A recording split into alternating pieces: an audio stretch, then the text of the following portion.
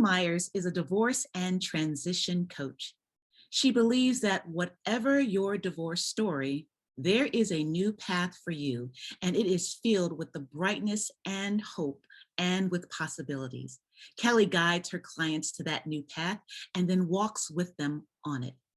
Having gone through a high-test divorce, Kelly realized where she can help people the most, which is in the area of divorce and transition coaching. Kelly wanted to give others the support that she didn't have during her divorce. She also wanted to help people find or redefine themselves and discover joy in their days and hope for their future. Kelly is a graduate of Coach U Core Essentials program, certified UMAP coach and facilitator, a member of the International Coach Federation, and a member of VESTA, which is a network of vetted divorce professionals. Welcome, Kelly, to Peace of Mind Profits podcast. Thank you so much. I'm glad to be here.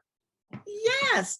Well, I am delighted that you accepted the invitation to be here with me today. And we're just having a casual conversation on a very, very important topic, which is divorce, transition after divorce, and getting through the process without being completely broken and broke down.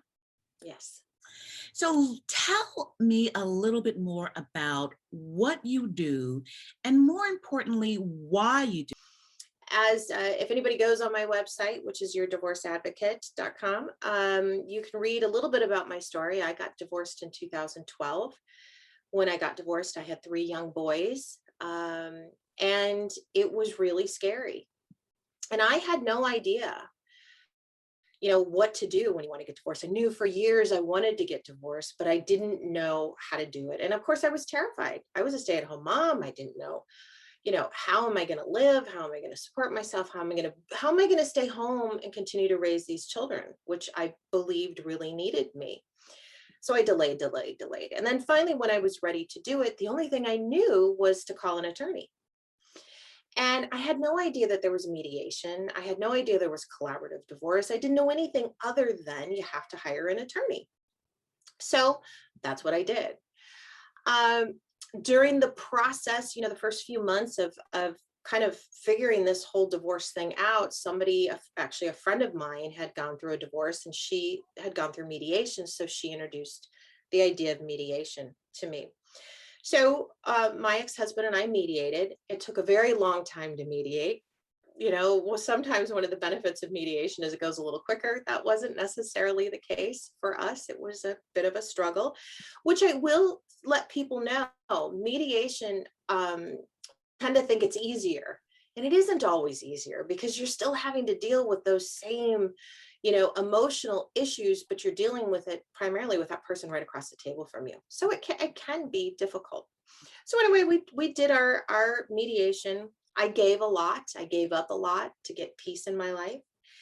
And we moved on. Well, unfortunately, the mediator that we chose was not a very good mediator.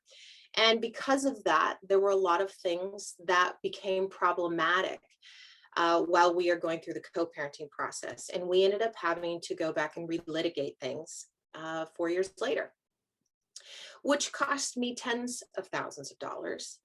And that's just the financial cost. That's not the emotional and physical and mental cost, which in some ways I think was far greater for me. And that litigation lasted almost 2 years. It's very long. So I have seen both the mediation and the litigation side of things.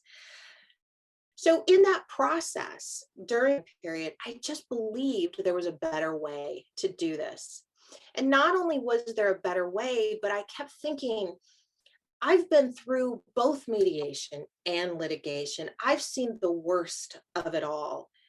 And I have learned from the many mistakes I made during this, and I'd like to help other people not make the mistakes I did, not get caught up in the emotional wrangling of this, and really to do it better and to come out more financially intact, but more importantly, more emotionally, mentally, and physically intact.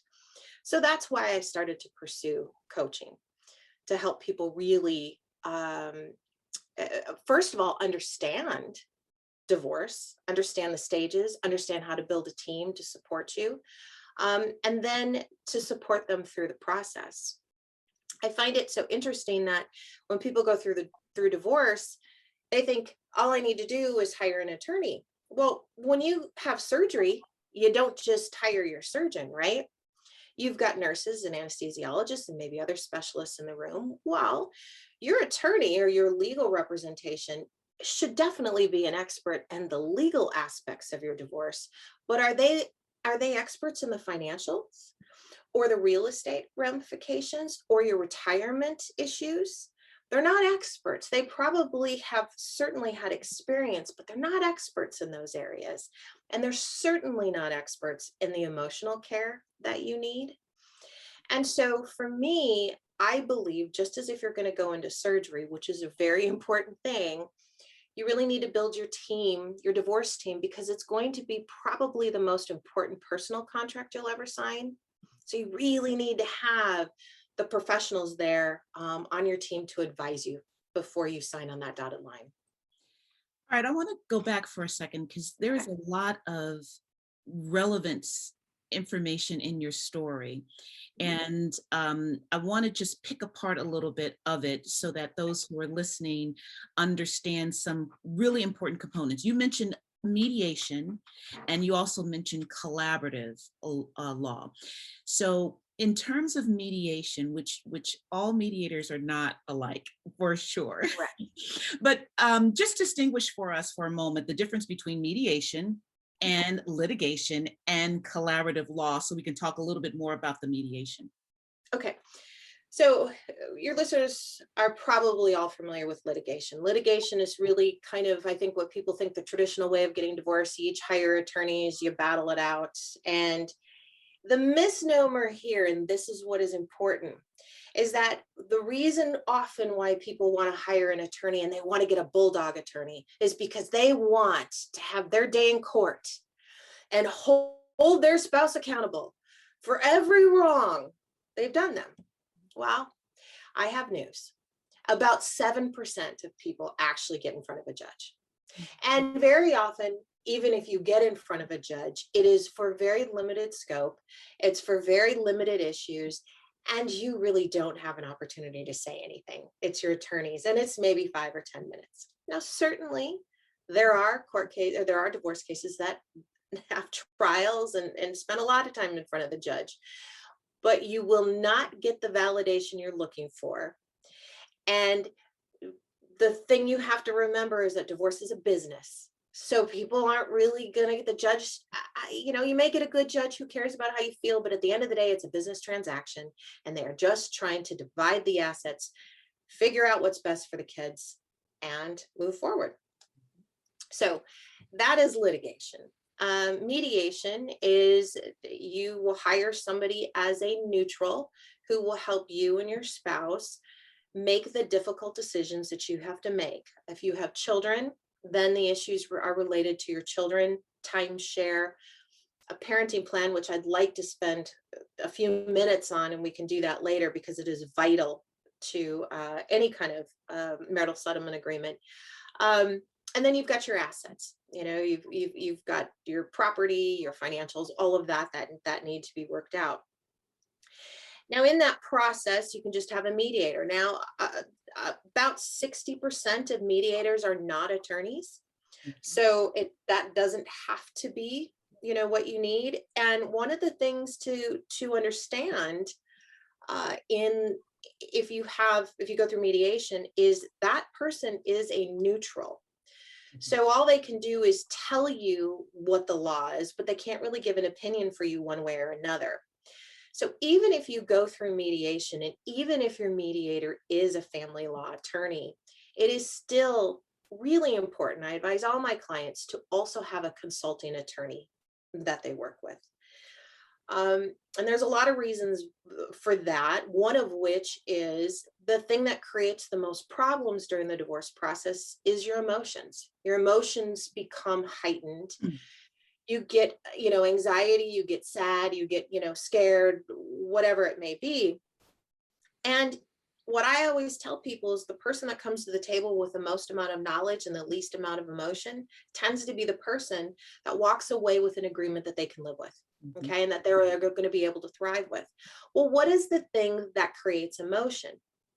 It's fear. It's lack of knowledge, right? It's I don't know the answer to this, and my ex is telling me you're never going to get the kids. I'm going to keep them 100% of the time, or I'm not going to pay you spousal support, or you're not going to get the house, and that tends to happen. And you have to remind yourself, just because they say it doesn't make it so, doesn't make it truth, right? But if you have a consulting attorney, you can sit there in your mediation, you can hear what is said, and you can say, okay, I'm gonna think on this, and I'll come back to the table. A good mediator doesn't make anybody make decisions right there in the moment. It is an opportunity to step back, think about it, and then decide, come back to the table and decide, what is best, particularly in situations where somebody doesn't have the information or the knowledge to make the decision. So you walk away, you contact your consulting attorney, you lay out the situation, they bring reality check to whatever, and now you're not scared anymore, right? Because you know what you know. And so you can come back to the table, and while your spouse is going, just remember, if you don't agree to this, you're not going to get X, Y, and Z. You can go, yeah, okay, Mhm. say what you will, but you know the reality, and you don't have to engage. You don't have to, you just, okay, well, just because you say it doesn't make it so, but okay, right? So really important to have a consulting attorney. The other thing along those lines, which brings me to the third way to divorce, which is collaborative divorce.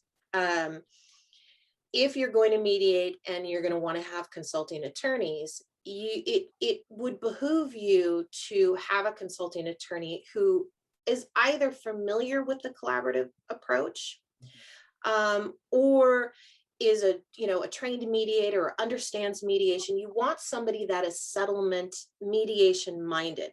Again, you don't have somebody like that, you come in with agreement which you are totally happy with. You guys, you and your spouse, spend a long time hammering this out, everybody's happy, you bring it to your attorney, and your attorney goes, well, this is just, this doesn't work, right? Because they are looking at it through a litigation lens, which is different than a mediation lens. There may be things that you like, I gave up almost everything. Well, that worked for me because I wanted out.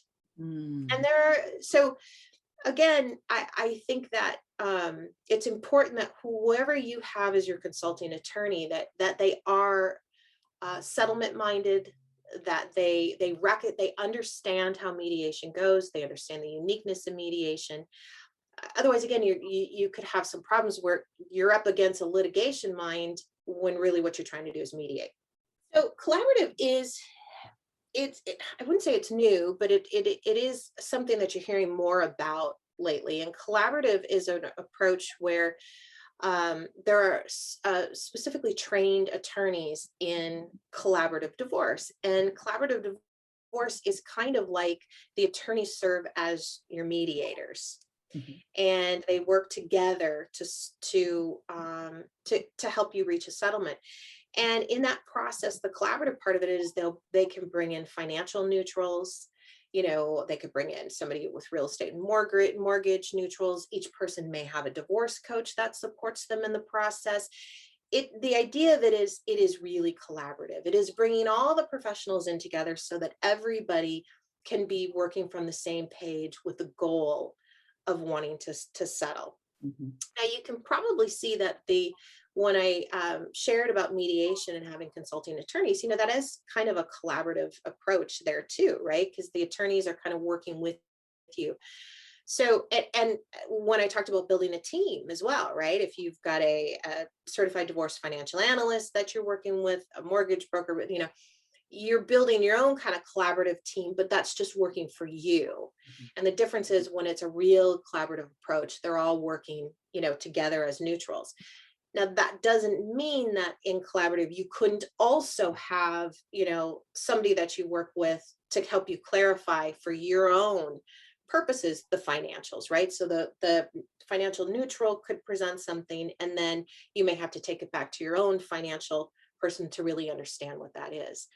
Um, the one potential downfall that people think when they look at collaborative divorce is that a true collaborative attorney will only agree to represent you in this collaborative process if the negotiations break down, if you can't come to a settlement agreement.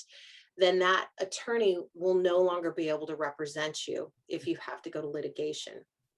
So obviously the downsides of that is you've just invested all this money in this one attorney who understands your case and understands everything about it, and you're going to have to start all over again.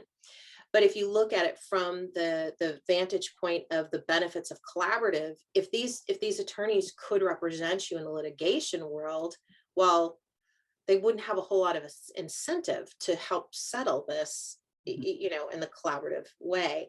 So with both attorneys really being on board that they are committed, to settling this because they can't represent you outside of this environment, the hope is that there's more commitment of all parties to try to settle the divorce. I'm just being bombarded in my head about who you are to your client, and there are a few things that I'm hearing Mhm. that are coming up for me that I hear that you are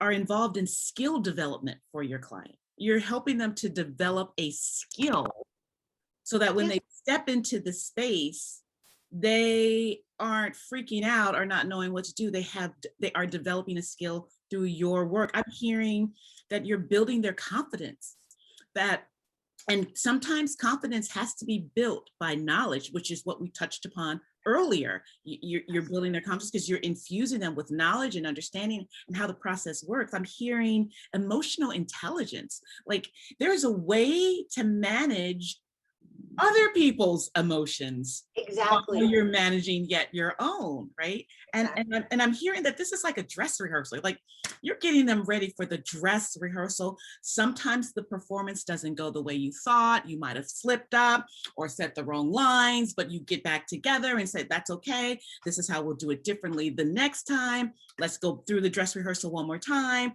And this is an invaluable service that you provide to your clients. Well, thank you. I like to think it is. I think that it helps them again. I love the dress rehearsal. I've never thought of it that way, but one of the things that a dress rehearsal serves is to kind of get rid of some of those nerves because you walk through, right?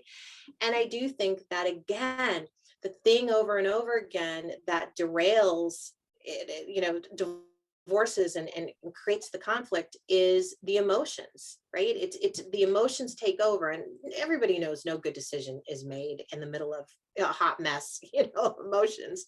And then the second thing is communication. Um, just as a side note, I'm also a trained divorce mediator. I've been through several 40-hour trainings and advanced trainings.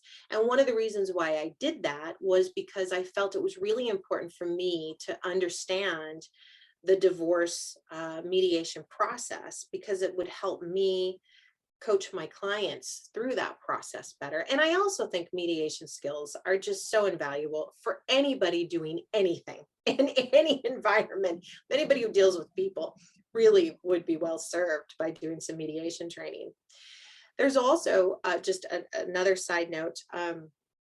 I've also been trained as a high conflict coach through the High Conflict Institute, which is one of the resources that I'd like to pass on.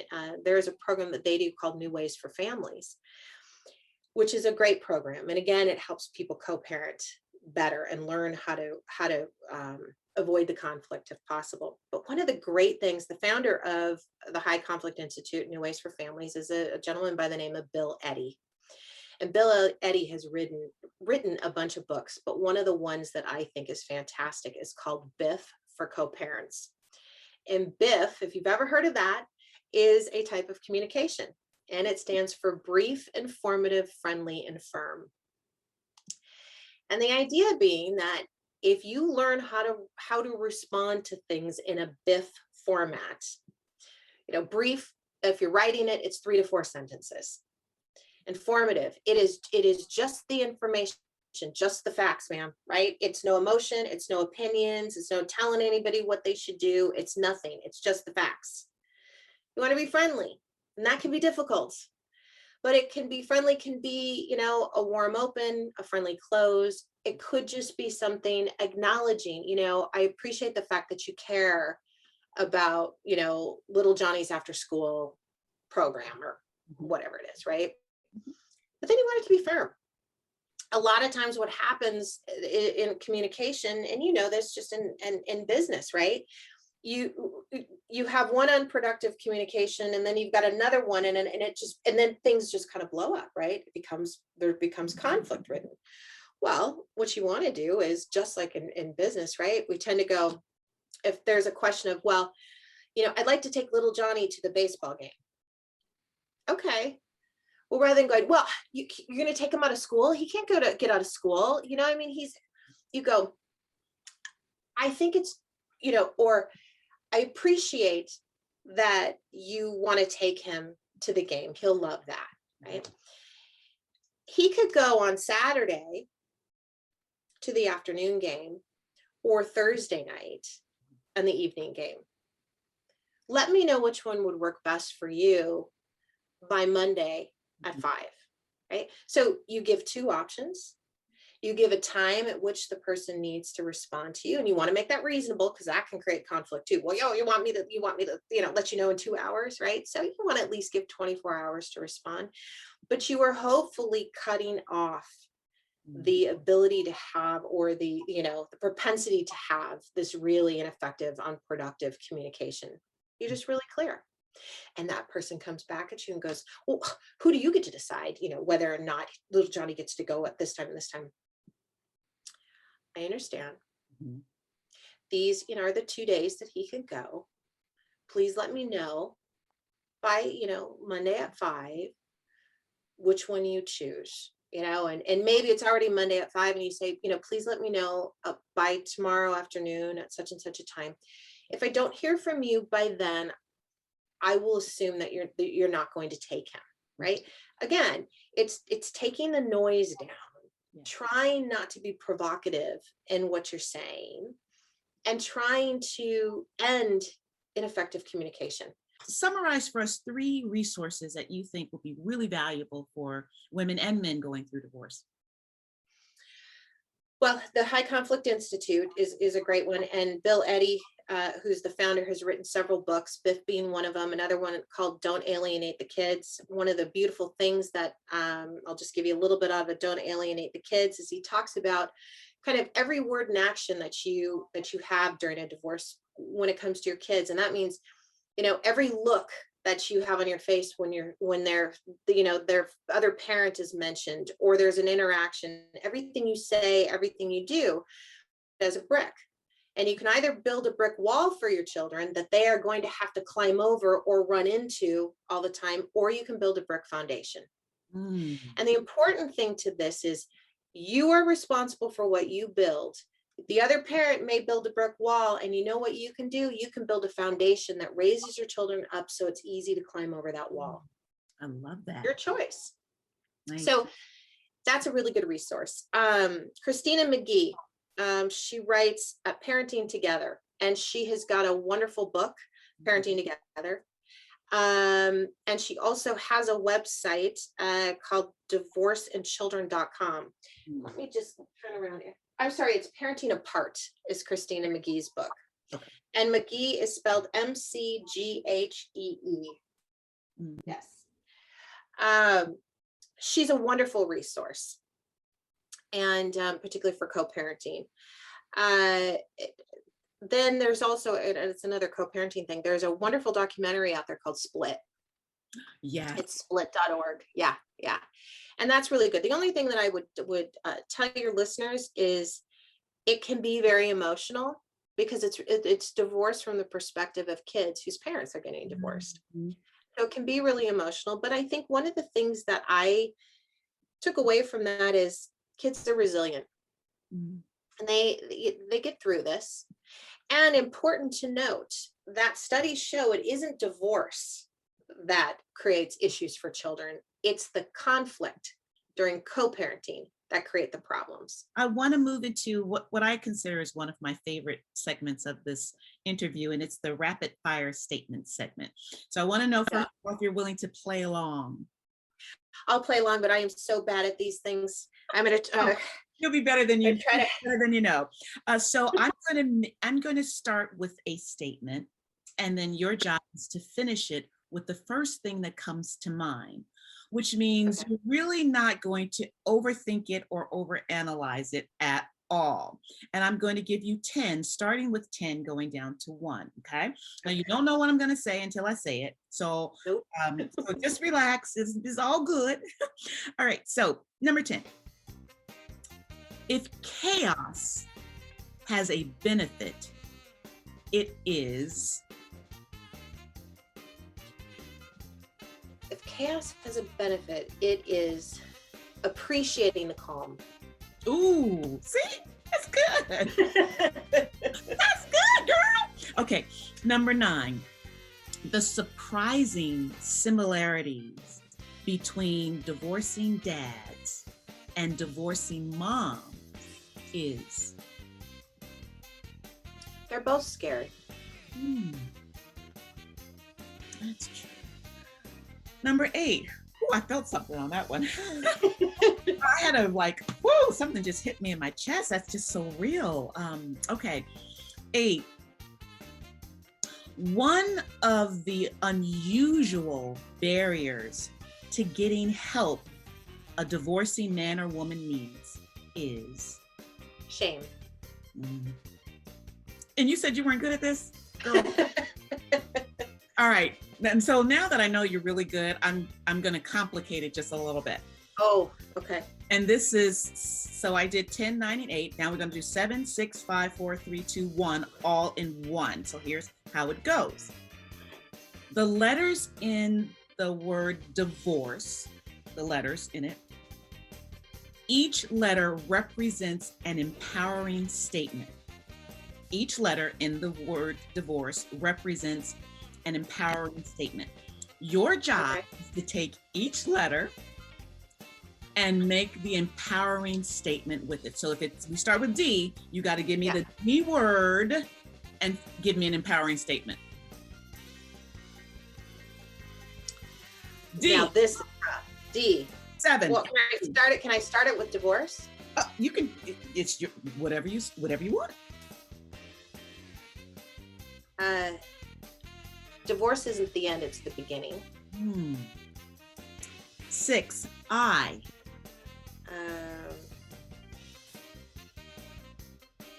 Oh gosh, these are hard. No, they're. I.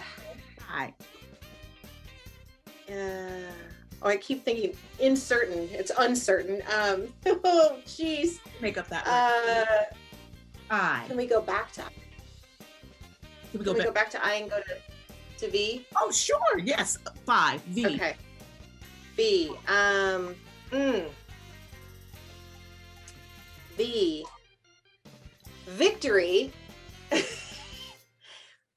is what you'll get. When you take the time to understand all aspects of your divorce. Very nice. 4. O.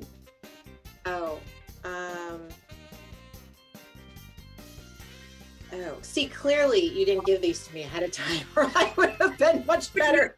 Which makes it fun. This is why it's fun. Occupations may change after divorce, but that's not a bad thing. 3. R.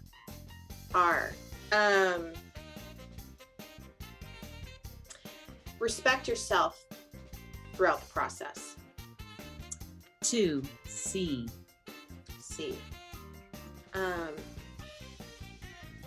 Creativity is important during the mediation and divorce process. Be creative to solve the problems.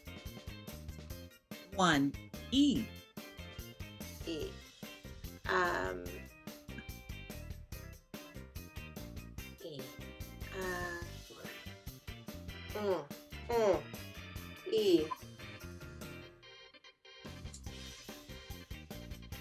Enjoy the new life you create. Just go back to 6. Just bring me back to 6. To O. I.